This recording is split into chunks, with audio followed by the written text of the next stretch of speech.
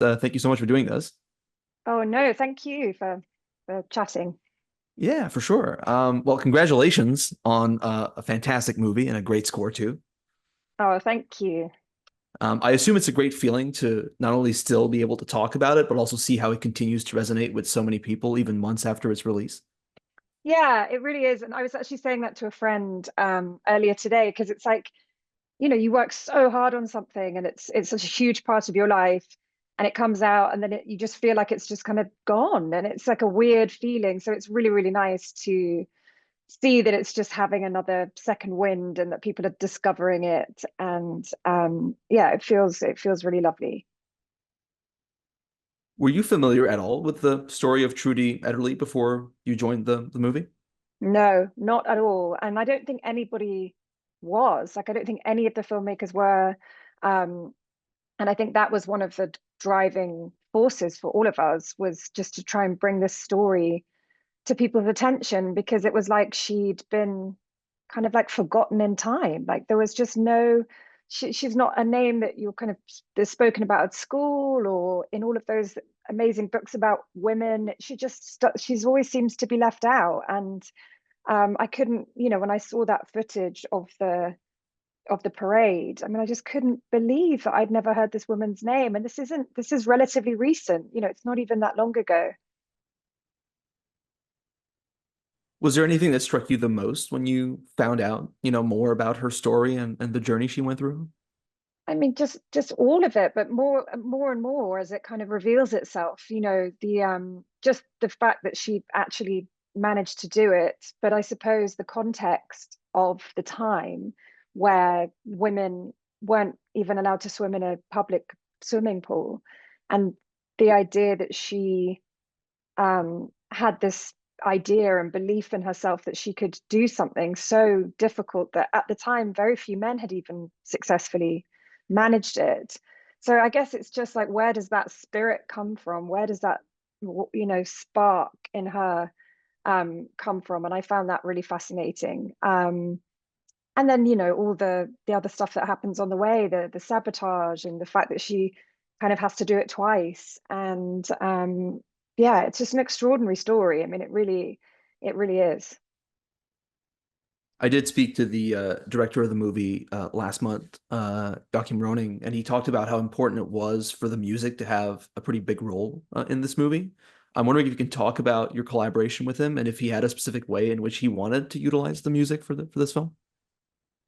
Yeah, I think one of the reasons the film was such a joy for me to work on was because there are big sequences and parts of the film that the music is really telling the story, and that you're really being, I was really handed the film, and it was like, we need to know what's happening because she's in the water a lot, and there are long periods of time where you don't see her face. And so the music really had to be telling a story, or you know giving the emotion, because I think it's challenging, when you can't see your main character for some of the most important parts of the film. We talked about that a lot, and about how, for certain moments the score was going to be the main kind of narrative tool, I suppose. And yeah, I mean, I really loved working with Joachim. We had a great, I think we all collectively felt this responsibility towards Trudy and getting it right. So, it was hard, really hard at times, and there were disagreements, but they all came from a really good place of us wanting to do her justice and tell her story. And I think that Joachim really loves music and it's really important to him. And we all were on the same page. It was just, then it was just kind of executing it, I suppose.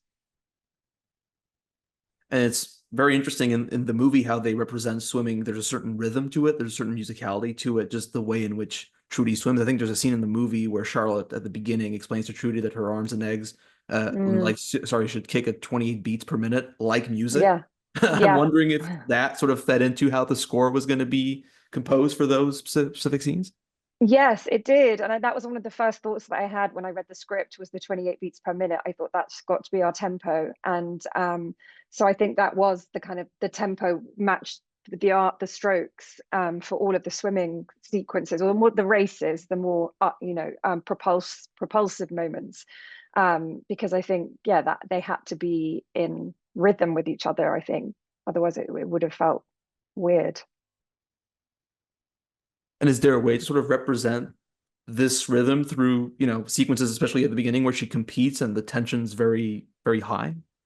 I think finding the right music, the right cue, which we ended up calling the race for the races and for the more athletic sides of the swimming, was really important and quite hard because you're competing with water, which is really noisy. So you have this white noise of splashing and so it was trying to find frequencies and tones and things that would kind of push through all of that noise. And actually the electric cello ended up being really important, and that was a really key piece of those sequences because it just gave everything this pulse um, that would stay present throughout, even if there was a lot of noise and other stuff happening. I felt like that just gave us a really good, yeah, pulse and propulsion. And then lots and lots of percussion was really key as well. So just trying to get those, and bass, and have those lower tones so that you're feeling the music um even through all the white noise of the swimming. So there, yeah, I think those were the things that really helped. I also find it pretty interesting. I saw the movie when it came out on Disney Plus because it never had a theatrical release in my country, unfortunately. But I remember being very sort of blown away by how the cinematography and the editing were perfectly in sync with the score, which gave a specific rhythm to it. I don't know if that influenced also how the movie was scored, or I don't know exactly. Yeah, I mean, we all worked together really closely. So Una as the incredible editor, and Joachim, and that was all very orchestrated, and particularly on the big swimming sequences there was lots of back and forth and making sure that everything was really lining up, lots of just refining it and refining it and making sure that it was all just perfectly in sync for those, particularly for those sequences. And in the first half of the movie, we mostly see the joy that swimming brings to Trudy, especially when she begins to win. And we see this montage. She wins pretty much every competition that she's been a part of. And then Hmm. swimming becomes far more dangerous and horrific when she goes through that, English Channel swim. Was there a specific balancing act that you wanted to represent between the first two halves, the two halves of the movie? Yeah, I guess in some ways I saw it in three acts, and I think that for me, I always the moment where she runs into the water for the second attempt, for her second swim, where the journalists find out and they're chasing her across the beach, and she jumps in and she's smiling, and that is the last act. And I kind of feel like everything really turns, the music really turns for me in that moment. And it just, I guess, the scope gets bigger, everything gets more epic, everything gets more emotional, and there's no holding back anymore. Whereas I feel like because this the first time she attempts to swim the channel has to feel really exciting, and you can't presume that everybody knows the story, so you don't want to give it you want it to feel like she's going to do it and this is very exciting. But I also knew that she doesn't, and that we have to save that real joy and triumph and suspense for the second time, the second attempt. So I suppose there was a bit more restraint in the earlier parts of the film, and trying to just pace where we were at because there's so much to come.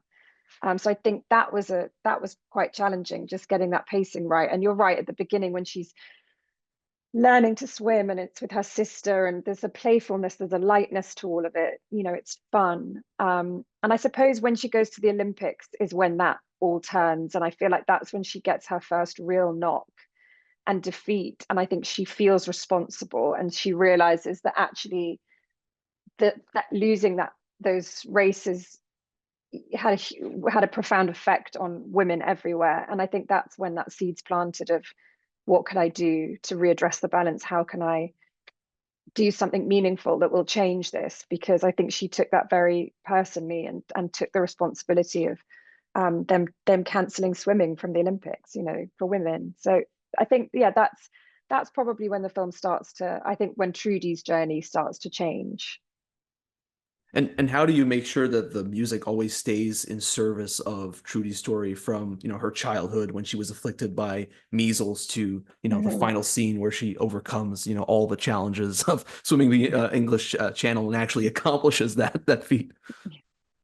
So we ended up with a few different Trudy themes, and I think that, in the initial discussions, we were all in agreement that we needed a Trudy theme, and she needed a great theme, and that would be the starting point, and that would be really the core of the music and the score.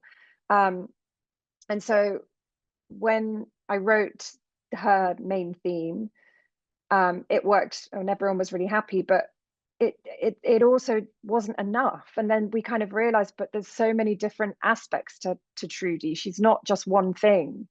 She's not just an athlete. She's not just a sportswoman. She's not just doing this kind of exciting, powerful swimming. She's also a sister and a daughter, and she's from this very, very close family, and she's surrounded by love, and then the other side is that she's young, she's 19, she's a bit of a rebel, and she's mischievous, and she's got a fun side, and she's kind of not like the other girls, her contemporary. She's different. And I think so ultimately we ended up with three different themes that were just for Trudy, to try and, I guess, flesh out her character, and reflect, that all the different parts of her. And you mentioned the second swim to be sort of the final act of the movie. And there are many scenes in that final act where there's no music and we let the scene play out on itself. And there's also some other scenes, like I think when she swims through a field of jellyfish, the music's Oh. very present and it accompanies her emotionally. I'm wondering if you can talk about working on that scene, and also, how did you, choose which moments to put music in and which ones to not have any music in that whole final act?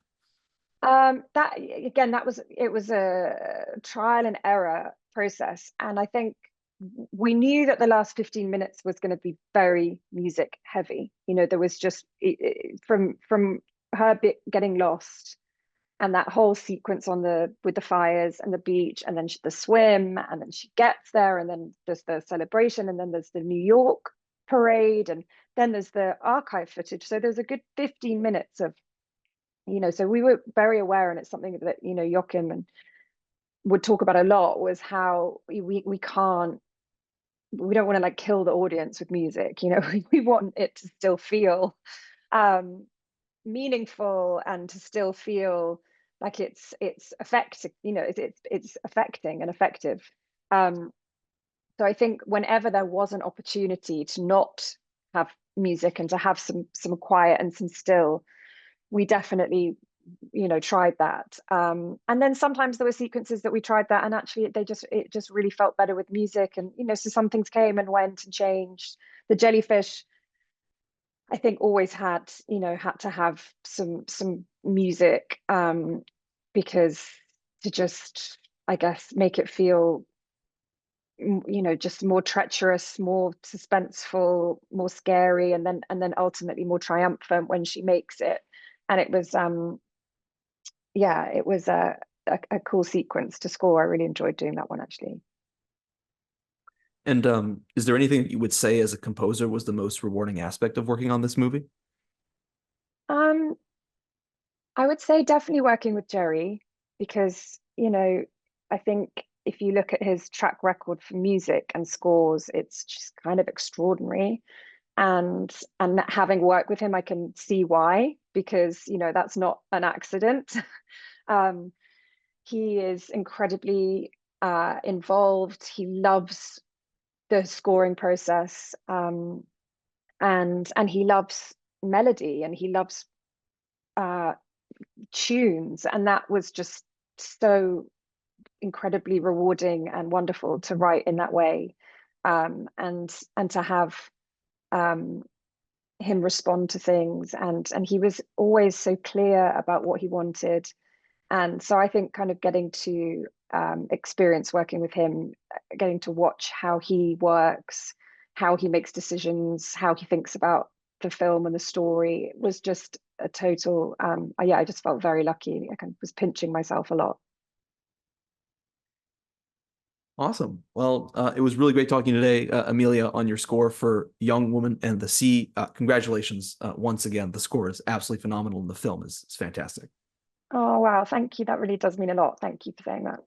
Yeah, for sure. Well, I'm going Cool. to wish you all the best on the upcoming award season, and hope that you have a very good rest of your day. Thank you, you too.